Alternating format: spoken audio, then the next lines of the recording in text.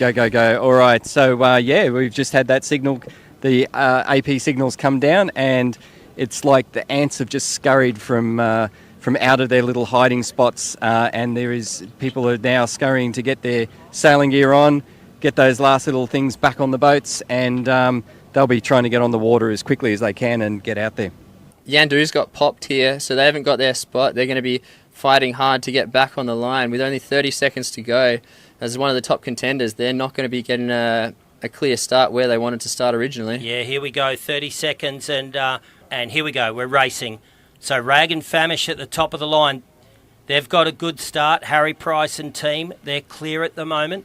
And way down the pin end there, we've got Lazarus, Liam Miller, the local lad, got a great start now with Finport. They definitely look like they've got a bit of a wake out the back of their boat compared to the boats on the other side of the course. So, well, those boats that went out on that right side of the course, they're doing really, really well at the moment. Like you said there, Kingy, the Yandu boys, they've just lost a bit of pressure coming across the middle of the course.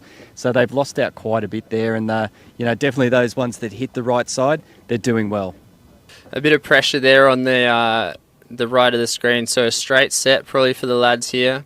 And if there's no jibe option, we're probably going to see Rag and Famish extend here into that pressure and keep their lead. So there's been a course change. It looks like the breeze may have shifted. Yeah, so Mark, what are you seeing at the top, Mark? Has there been a wind change at the top, Mark, that you can see? Yeah, it's definitely gone round to the right. So here you got Rag and Famish in view, and you can see the crew just crouching in, just balancing that boat, making sure they don't have too much windward heel. They've only got about 50 seconds to go, and they'll be getting that big spinnaker up again and ripping downwind, and just be trying to make sure that they don't make any mistakes here, and they'll take the race win. Yeah, so you can see Balmain coming around the top mark now, and then as Sam, you were saying, Bigfoot, Dave Hayter, local legend, he's made a huge gain.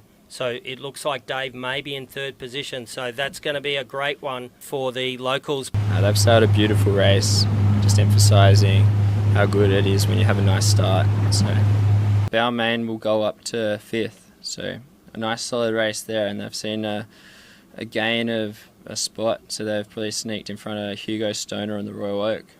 And here we go, Bigfoot, bags and covers, Dave Hayter across the line. It's fantastic. Dave's been chipping away with the 18 class here for a few years, and it's great to see him on the podium for that race.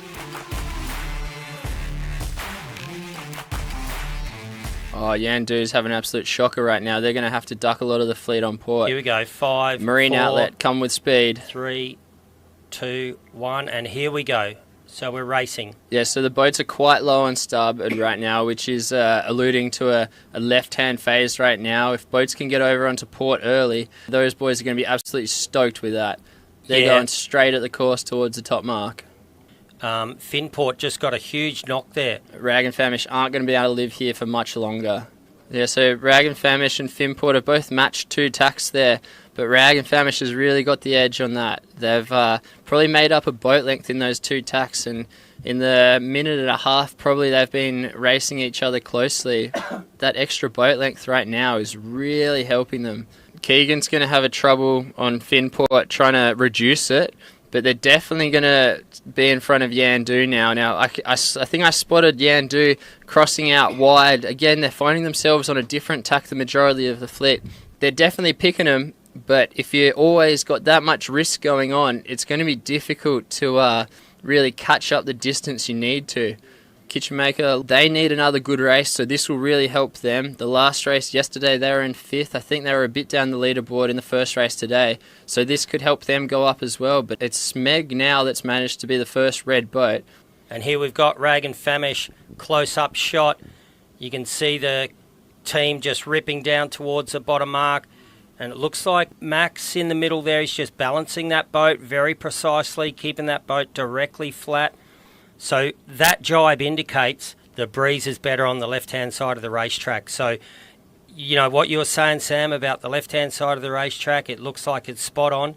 And these boats are going to head out to that left-hand side. The boats are going to be pretty close to ley line as it sits right now. So very much a soldier's chack in a persistent breeze. Boats that continue out on starboard to hook into it further might get some gain if it goes a little bit more.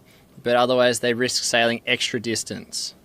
And here we've got Rag and Famish on screen, and they're just putting in a little covering tack to put the squeeze on Finport. They're going to come across here and probably tack back on Finport, make sure they've got this lead covered. Finport have had to sail through dirty air of the kites, and I think Rag and Famish should put 3, maybe 4 boat lengths on them.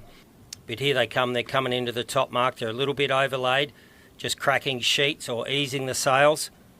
Maybe that little overlay there is because of a bit of a right-hander at the top. Hopefully that can get Yandu through just to keep their podium dreams alive.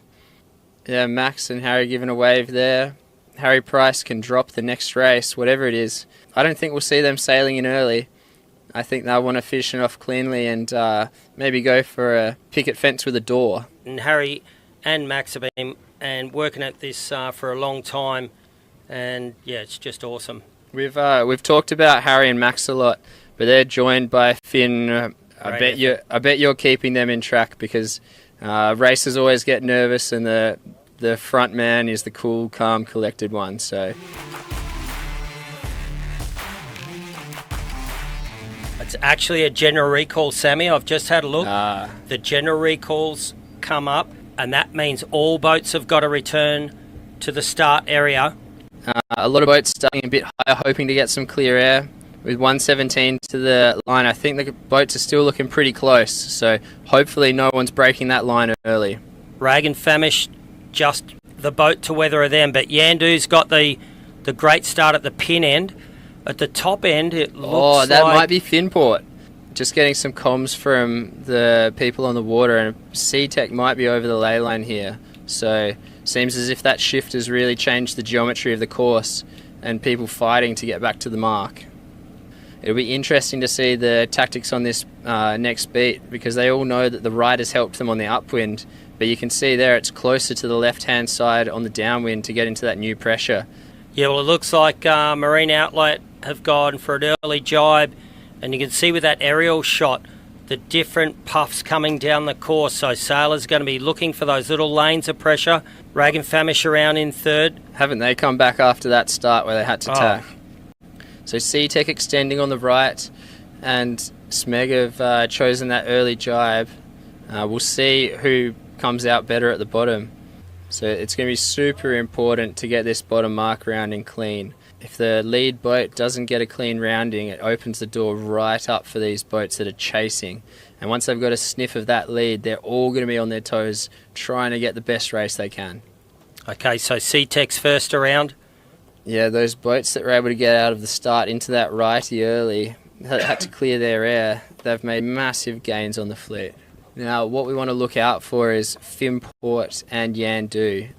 Rag and Famish have already caught up to Marine Outlet. A small duck here to extend over to the right-hand side. Now, this side worked so well for them on the first beat. Confident to hedge their bets out on the right again. So I think they just have to make the calculations and see, because at the moment Rag and Famish seem to be working their way through the fleet. Yeah, so is this C-Tech they're just crossing? I think it is, yep. So they've taken another boat. So here we go, Marine Outlet coming into the top mark for the last time. Yeah, they've been hiding out on that right-hand side working that, and when they duck Rag and Famish, they've made massive gains. They cleared that mark. That was unbelievable, Sam. I think the tiller extension went over the top of that buoy.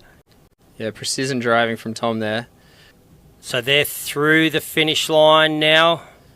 So Marine Outlet are going to take the last race out of the Australian Championships.